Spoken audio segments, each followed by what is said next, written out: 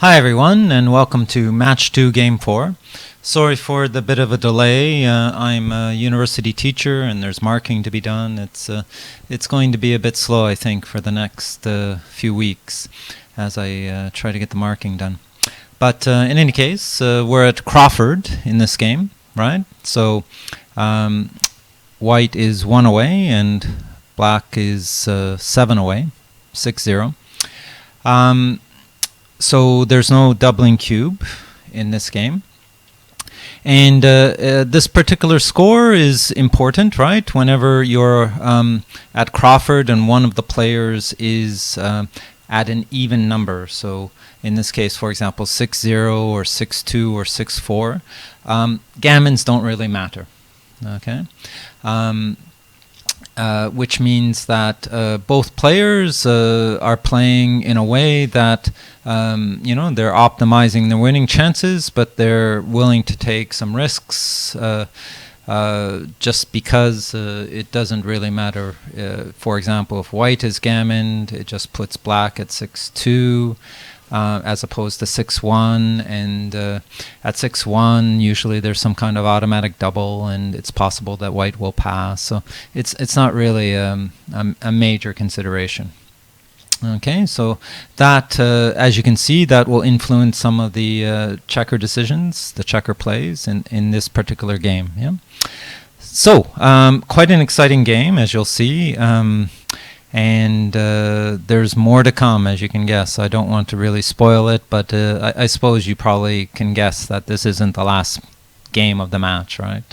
That would be not a very, very exciting match for white to have won 7-0. Still learning can be done, but anyways, enjoy and pay attention to some of the decisions based on this Crawford game, okay? And let me know what you think in the comments. Thanks. Okay, and here we go with the Crawford game. White rolls 3-2 and splits. And black correctly hits with the 2 and splits with the 1. A little bit of a choice here, but white is correct just to jump out. And, basically white would like more of a running game at this score, so it's correct to jump out. This is an interesting moment. We have 3 candidate plays here, right? Making the 5-point, making the 4-point, or hitting on the 9-point. Hitting on the 9-point might seem like, at this score, you're not worried about gammon, so sending the checker back. But remember, just sending a checker back is not necessarily a big advantage if your home board is not great. Of course, it does help with the race, but here, not a huge amount. If black is going to develop a decent position and win this game, then he needs a decent home board, and this is a great role for doing that.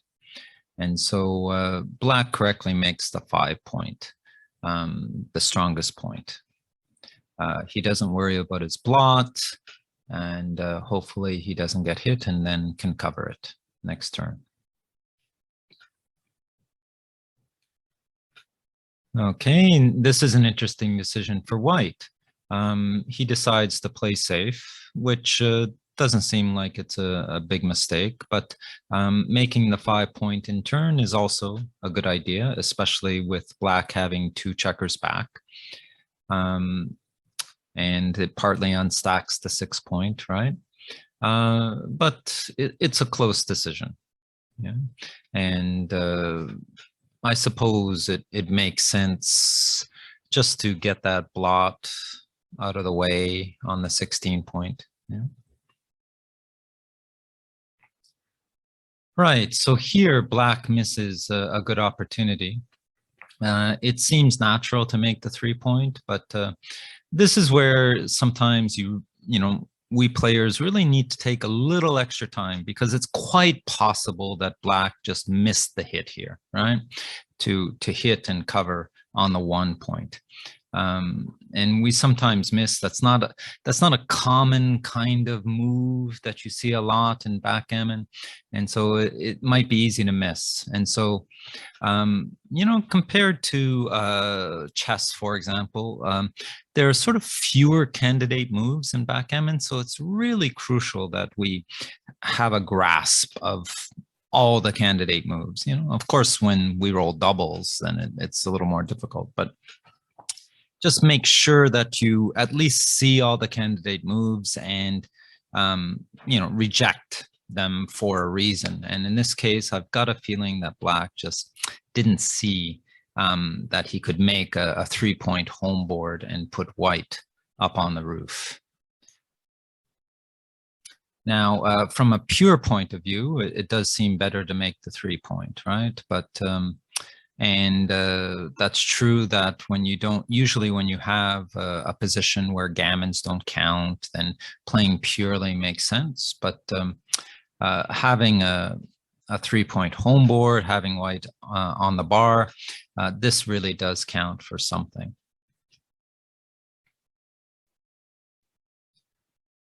Right, so white would like to hit with a 3, but then there's not a great one, is there? We're again in this situation where black still has 2 checkers back, and white gains a lot if he can block these checkers, if he can prime these checkers. And there's no guarantee that black will be able to make his 4-point in any case. And so, yeah, it is best to make the 5-point here. Even if black makes his 4-point and has a 4-point home board, white only has 1 checker back. It's possible he can run out and escape and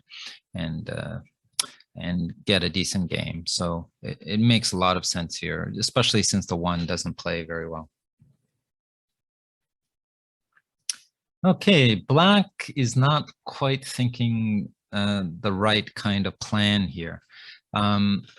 Black needs to really, try to keep white's back checker back, and so he needs to control the outfield a little better here. He doesn't need as much to move those back checkers quite yet, especially placing one under attack like this when he has a blot on his home board. It's better to hang back and bring down 2 checkers and try to make that 4-point. Or if he gets hit, then possibilities return shots. He does have the stronger home board, right? So this is kind of a misunderstanding of the position, moving 24 to 21 here. Right, nice for the race, and white is able to build another point in his home board. And black safeties his back checkers, which brings the position pretty close to even. Now, in this case, white definitely wants to hit, and it might seem strange to slot the 4 when black is on the bar, but it is fairly close. But basically, you want to maintain a decent position, and making the 4-point. If black doesn't hit with that 4, then making the 4-point is quite valuable, of course. And if black does hit with the 4, then there's chances for white to anchor up. There are not a huge amount of threats on black's side of the board, right? He doesn't have a lot of spare checkers to attack with on that side yet. So yeah, it's kind of a nice play. And just maintaining the position, seeing what's going to happen.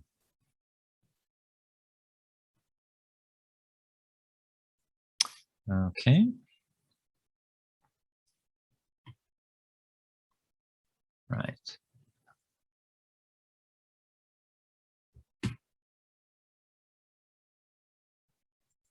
Okay, so black does hit with the 4, but he in turn doesn't have really a good 1 here.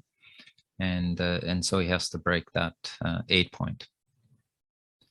Ah, not pleasant, but what can you do? Now, black definitely has some attacking potential here, but still not a huge amount. Okay, now this is interesting. XG suggests that perhaps not hitting is the best here. Now, hitting does give you more gammons, but obviously it does risk, getting hit back and losing games. And so just bringing your checker up and remaking a point, making this the bar point is an interesting alternative. So yeah, again, it's partly score based, right? Like 8-4 makes sense, but you don't need gammons in this position. So maybe it's better just to batten down the hatches, especially since black doesn't really have a lot of ammunition for attacking here.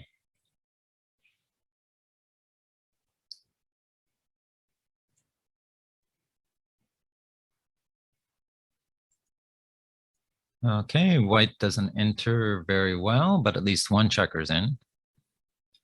And black gets his double six and is pretty much forced to hit on the one, which could be fine. But luckily, white is able to hit that 4 point, a key role here. Okay, so this is an interesting point. Again, this is more the choice that black makes here. I mean, I understand that black thinks, okay, I can make the anchor and then, play to attack. And if the attack doesn't go well, at least I have these two anchors. But remember, at this score, attacking isn't so crucial here, right? You don't necessarily need to gammon here, right? So it's better just to jump out from the anchor and see if white can enter. If white can't enter, black has a lot of work to do still, right? To bring these checkers around white's structure, which is not bad for a blocking structure. And so he's got to get that going, and it's very possible that the attack might fizzle out. Okay, and then there's still a lot of work to do for black. So jumping out is better than this really quite gammonish play, with multiple blots.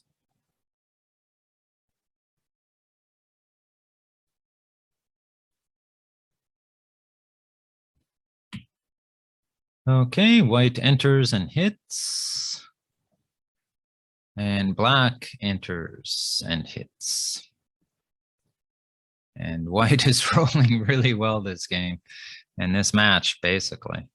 And hits from the bar. And black is keeping in it with another hit. But now you can see, right? The black attack has really kind of petered out, and look at all these black checkers back here, right? And yeah, just so much work to do to get all these guys moving around the board. And white controls the outfield, right? So how easy is it going to move these checkers all the way around with white in control? And black's ammunition is pretty much spent here. So didn't work out, and kind of predictable, right? Considering the amount of ammunition. Of course, white rolled very well from the bar, but black had some decent counterattacks as well.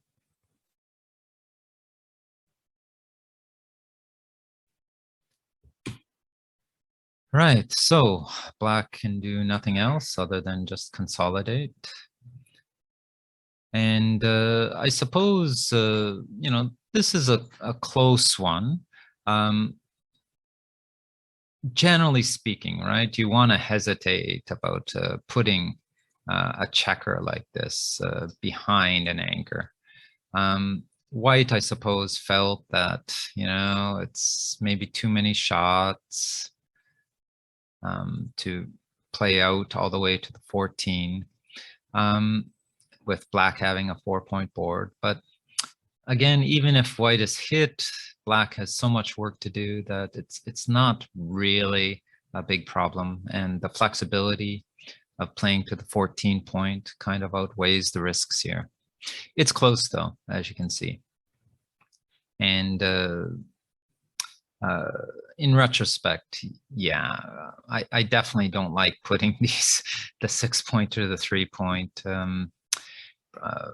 Not such a huge reason, justification for being safe here.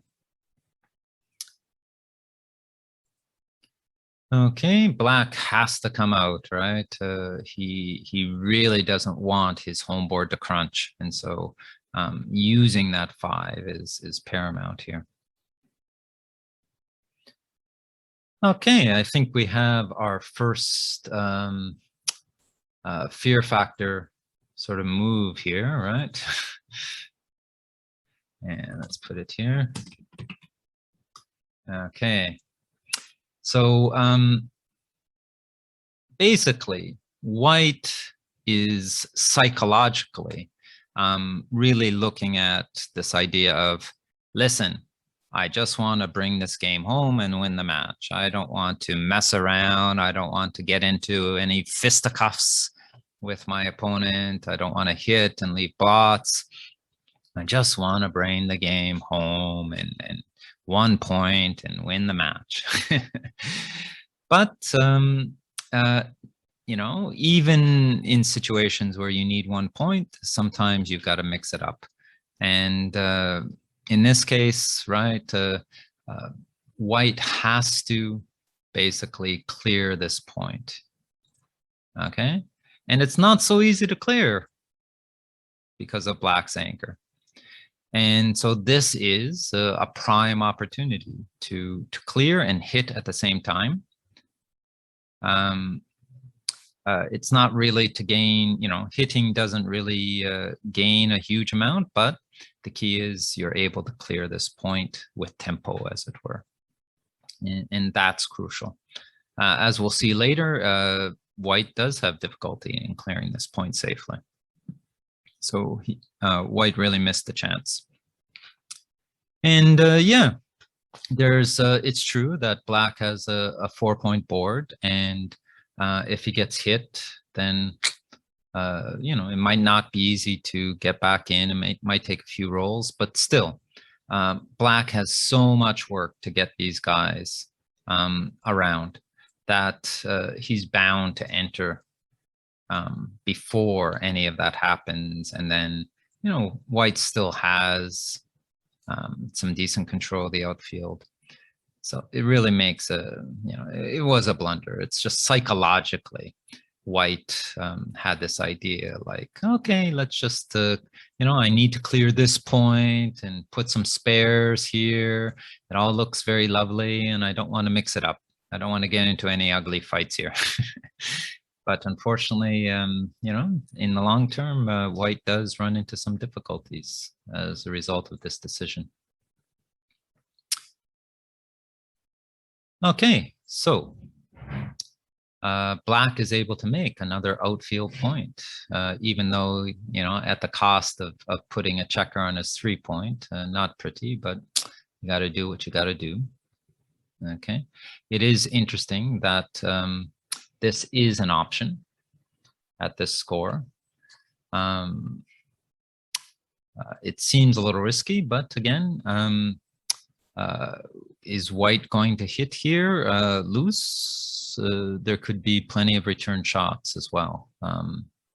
If black lets go of the bar point anchor and white hits, there's going to be some return shots. White's home board isn't that strong yet. So it was worth considering that option as well. The only thing, of course, is, the game really is far from over. So it is nice to have this anchor still. So that's kind of the justification for playing that move, which black generally doesn't want, right? He wants to keep it there to make the 4-point. Okay, and white has a double 4. Basically all you can do with it. And black correctly runs. Now, this is another interesting point, right? Again, I would say this is kind of psychologically based on White's desire just to bring the game home without getting involved in any complications. But he could have hit here, right? And just covered on the one and, you know, put a checker on the bar against a 4-point home board. Makes a lot of sense. It's not a huge mistake to just play without hitting, but yeah, like I said, you have to sometimes fight and get involved in the back and forth, even if you just want 1 point at Crawford. Okay. Right, black comes around, maintains his anchors. White comes in, he could make the 3-point as well. Sorry, make the 1 point from the 3 as well with the 2. It's one consideration is that black is running out of time here. And it is possible that he might have to run from one of his anchors. And so having a 4-point home board instead of 2 blots in his home board might make sense here, just in case black rolls a big number and has to run from the anchor. And roll a big number he does. And he has to run. It is interesting, right? Black is far behind in the race. And so normally you think you have to maintain the back anchor in this case. Okay, and just run from this anchor. But it does, this is again predicated on the idea that gammons don't matter. And so you don't have to worry so much about being pointed on here. And of course, white has some blots. And this anchor is so crucial to checking these guys, that running from the back makes sense here. But you wouldn't normally run from the back like this when gammons count, when the match is still you know, quite close earlier in the match. So keep that in mind.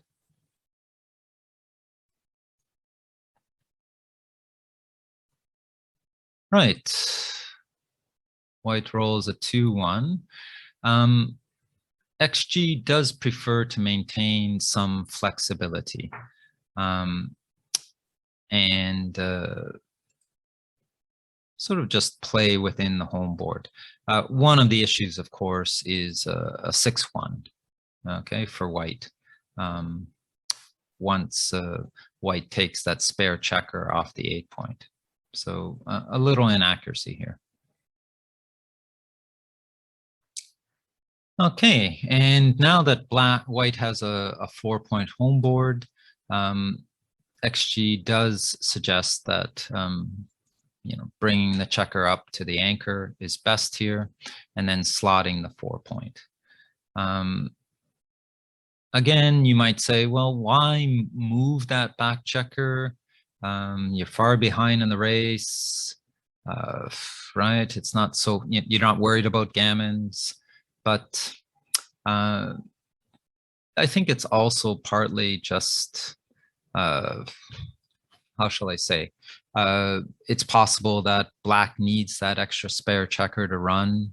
Okay, it's not clear what's going to happen in the next few moves in terms of white's rolls, and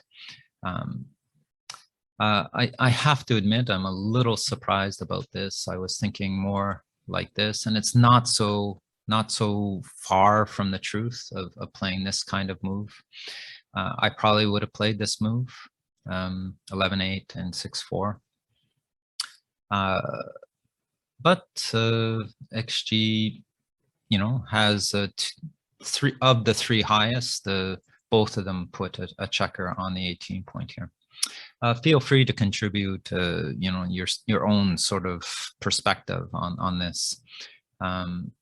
It is partly, I think, related to, even though black is far behind in the race, he's got to have some spare checkers for running, I suppose, to maintain that 18-point anchor. Okay, and kind of fortunate for white, he does roll a number that black wished he had stayed back. Okay, but now he can play safely. Okay, not a big difference here. Just has to come in. Though it is interesting with two blots in white's home board. XG suggests, you know, giving a shot. And it's the idea that if white ends up rolling an uncomfortable 6 next turn, then he'll have a double shot at the remaining checker. And if he gets hit, then there's possibilities of having shots at the blots in white's home board. So look out for this idea, right? Where your opponent has especially two blots in the home board. Don't be afraid to leave a shot. It's true that there could be rolls that somehow miraculously cover or cover one of them at least and hit. But again, at this score, it's not an issue.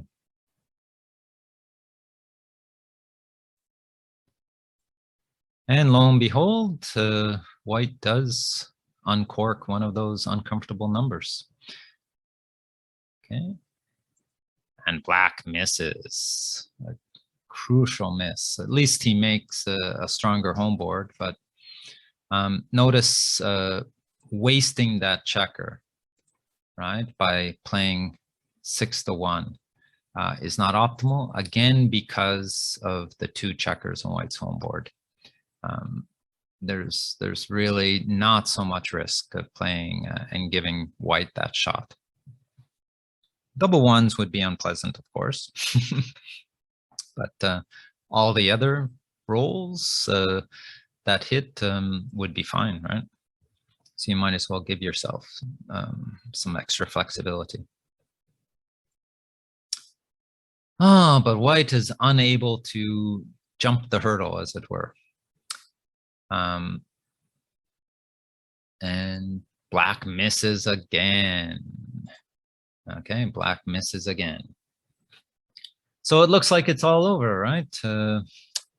White just has to jump over the anchor, and he's got just too big a lead in the race for black to come back here, really. Oops, double ones. What? Ay. Okay, well, you know, black is not the favorite to hit, right? So should be fine. Oh, black hits. A last gasp by black on the very, you know, hanging by his fingernails on the edge of the cliff, and he manages to scramble black up, and this is kind of like Obi-Wan Kenobi, right? In the Phantom Menace, hanging there, and Darth Maul with his lightsaber up top, and it looks like it's all over, and whew, bang, one blow, and he's back in the fight. Let's see if white can come in and come back round. So, of course, in this position, black has to try to maximize shots, right? And this, you know, you basically have to count shots. XG does prefer just bringing both checkers closer and giving, you know, for like 2-6, this is much better if white rolls 2-6. Or 2-5, again, you have the direct 6, okay? So that's kind of an inaccuracy. In case white rolls 2-5 or 2-6, then you don't have as many shots.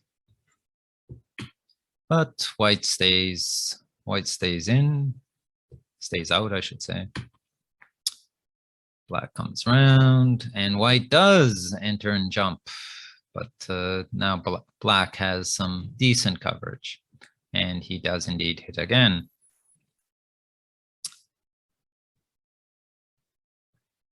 And basically, it's not looking good for white all of a sudden, but oh, one last chance.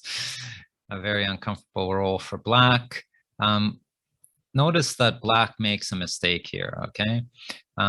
When your opponent has a 6-point home board, then you basically, you really want to play, minimize the shots, but also think about the future as well, okay? What kind of rolls might leave a shot if white doesn't hit this time round?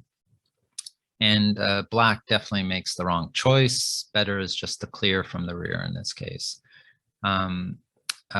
It's basically the same number of shots, but if white doesn't hit, then next roll, there are fewer rolls that that put black in trouble. Okay, again. So this was a bit of a mistake. And when you're almost winning a game, then you get an uncomfortable move, then you do have to calculate it a little more, because you might survive this time, but you don't want to all of a sudden find yourself under the gun yet again by making a poor roll. Making a poor move, I should say.